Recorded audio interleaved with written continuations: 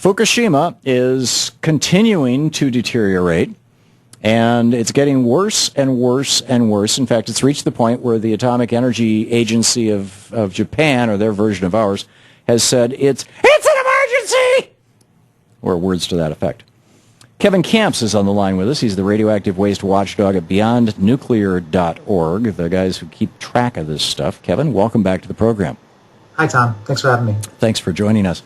No robotic pigeons here. This is serious stuff. Well, it's as you say, it's an emergency. The groundwater is severely contaminated, and incredibly, the news headlines just keep rolling day after day. We're looking at double-digit % increases in radioactivity levels in the groundwater on a daily basis at this point, and this has really been going on for months now. But now we come to find out, surprise, surprise, that Tokyo Electric wasn't exactly telling the world everything there was to be told. And now there are reports that this leakage has been going on to a greater or lesser extent for 2.5 years since the very beginning of the catastrophe. Whoa. So how much, put this in some kind of context, how much radioactive cesium does it take to cause how many cases of cancer, and how much cesium, just to pick one element, or pick whatever you want, has been emitted, has been dumped into the Pacific Ocean? Well, cesium-137 and cesium-134 are human muscle seekers. They're mistaken by the human body for potassium. And so they go to the heart, for example. They go to the reproductive organs in humans as well. Massive amounts of cesium. Tritium, I'm more familiar with the figures on the tritium discharges. Tokyo Electric has admitted to 20 trillion to 40 trillion becquerels of radioactive tritium release into the ocean. And they hasten to add, it's no big deal, it's a big ocean, it'll dilute. What they leave out is the bioconcentration factor, which means once it gets into the food chain, it concentrates up the food chain. Some of the most recent articles out of the likes of The Guardian in London is about the tragedy, to put it mildly, visited upon the Fukushima fishing fleets, which are, some of these fishermen, their families have been fishing since time immemorial, and it's over for them. I mean, they're making money by still cleaning up tsunami debris, and they get some kind of a token payment from the national government for what they've lost because of this Fukushima Daiichi nuclear catastrophe. But that 40 trillion becquerels of tritium figure, a becquerel is a radioactive disintegration per second. What that means is 40 trillion radioactive disintegrations per second, per second, per second, and that's going to go on in the case of tritium for 240 years is a good figure to use, because that's how long it'll be hazardous in the environment. And the body treats tritium how? Tritium is radioactive hydrogen and can go anywhere in the human body that hydrogen goes, which is everywhere, right down to the DNA molecule. And the nuclear establishment worldwide, which is more of a nuclear mafia, if you want my opinion, will say tritium's not a big deal. It simply passes through the human body quite rapidly, and then it's gone. Well, that's not true. There's a phenomenon called organically bound tritium, where it can stick around for a good long time in your body. Right. And they also, in their deceptions and half-truths, will say that tritium is a relatively weak emitter of beta radiation. Well, it's all relative, isn't it? When you're in a DNA molecule, a relatively weak beta emission will be like a small little hand grenade in your DNA molecule. And that's where the cancers start, that's where the birth defects start, that's where the genetic damage starts. So what's the fate and future of Fukushima, first of all? Well, we've been talking, you and I, for 2.5 years about the danger of Fukushima Daiichi Unit Number 4 simply collapsing. It's so damaged from the explosion, and there's some 200 tons of irradiated nuclear fuel in that storage pool.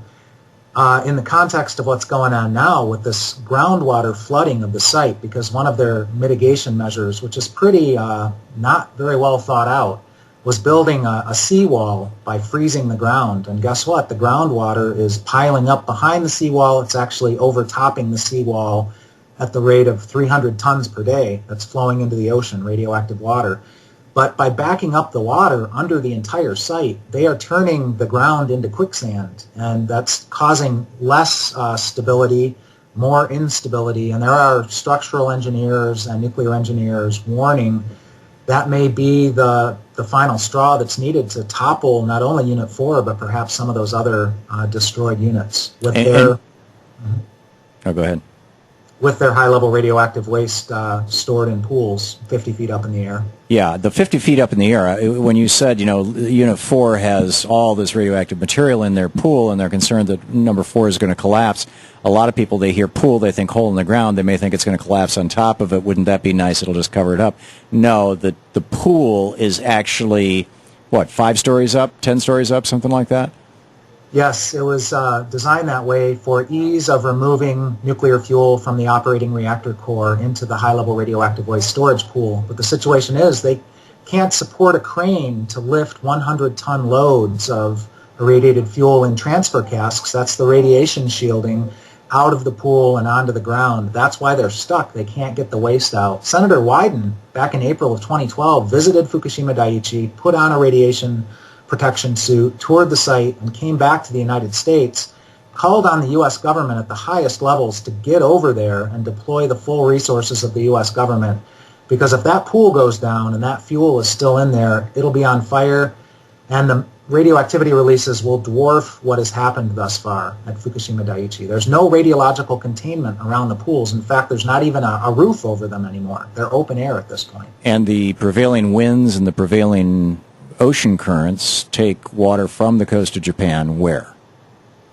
To North America. I mean, within days of the Fukushima Daiichi catastrophe beginning, we were getting fallout coming down in rain in the United States, not in insignificant quantities.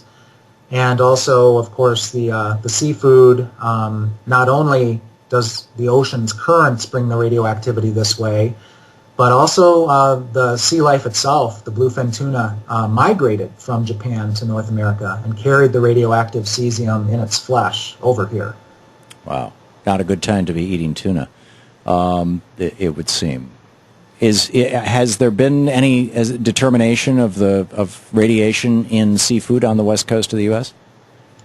Well, it's thrown upon the American citizen to do that for themselves. Our federal government seems to be busy with other things. But the situation's the same in Japan. Ordinary citizens.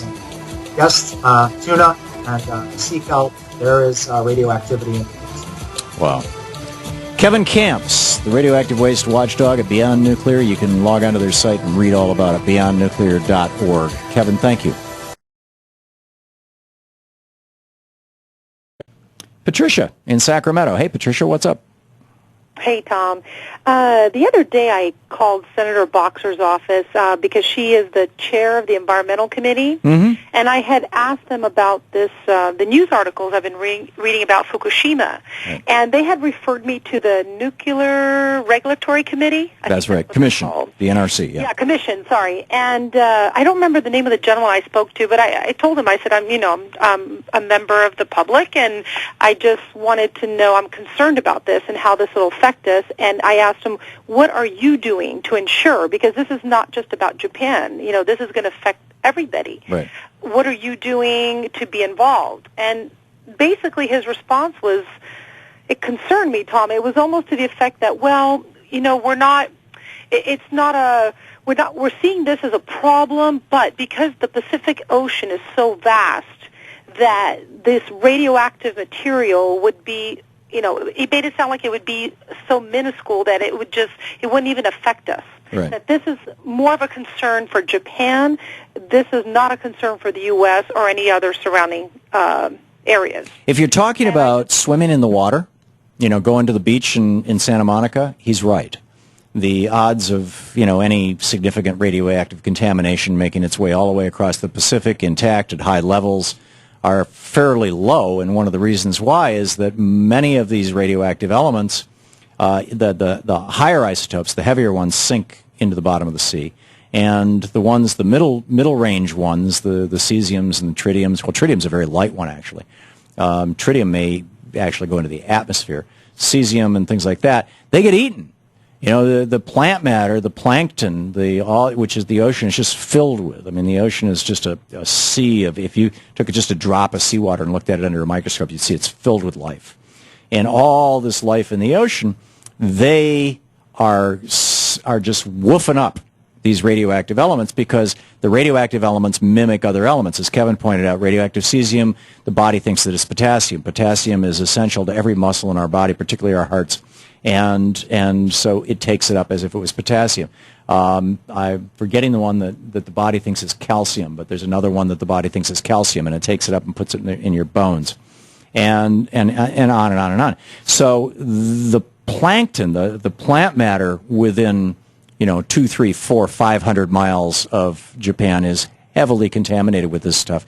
That plant matter then gets eaten by small fish. The small fish get eaten by medium-sized fish. The medium-sized fish get eaten by big fish. The big fish then get eaten by us. That's called bioaccumulation.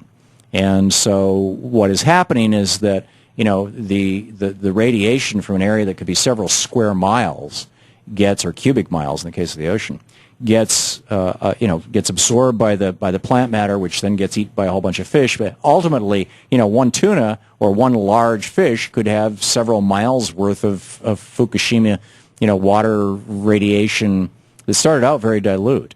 And my concern, and I guess the NRC is passing the buck on this because they're saying, well, this should be the USDA or something, or maybe the states.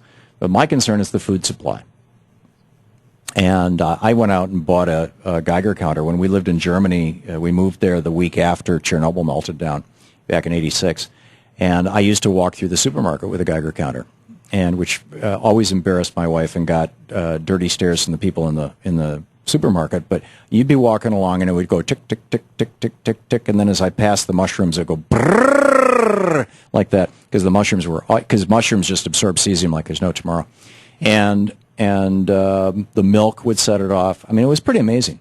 And I have one here, and I've tried to take it out to restaurants before, but Louise won't go with me if I take my Geiger counter. Well, I was going to ask you something very quickly, Tom. Do you remember when the incident, several months after Fukushima initially happened, wasn't there a place, I don't remember if it was Berkeley or some area where the scientists were studying the levels of radioactive material in the milk? Yeah. Yeah, they were looking at iodine. Yeah, they were looking at iodine, radioactive iodine, and it was showing up.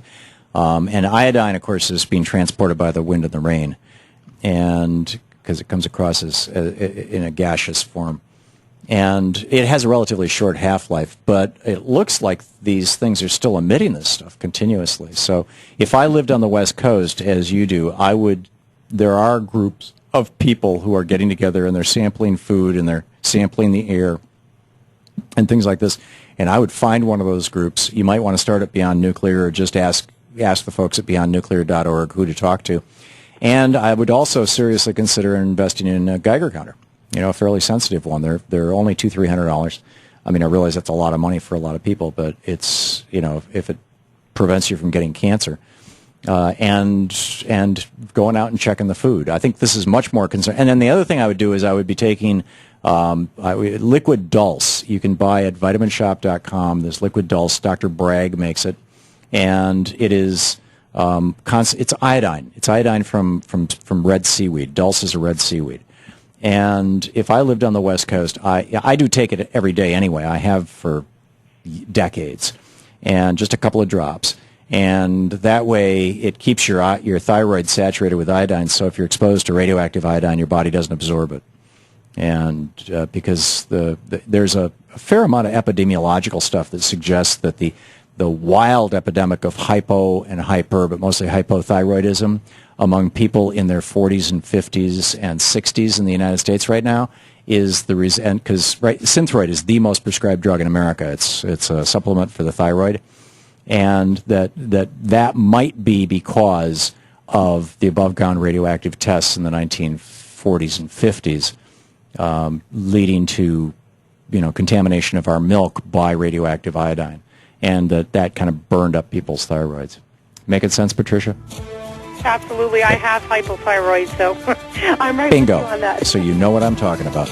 Okay, Patricia, thank you very much for the call, and good luck. And if you learn anything interesting, give us a shout. Let us know.